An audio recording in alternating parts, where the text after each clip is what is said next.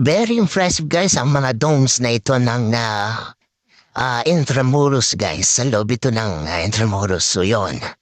Napakaganda kasi ng mga paggagawa guys. While alam naman nating lumang. Pero alam niyo yung very artistic ang paggagawa guys. Yan tuwang-tuwa ako dito sa Museo de San Agustin ito guys eh. And then yung isa dito, yung ito ay sa Puerto del Farian. Isang pasukan ito sa Intramuros guys.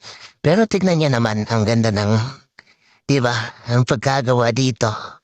Very artistic at napakaganda. Tuwang-tuwa ako dito guys pag nakikita ko ito.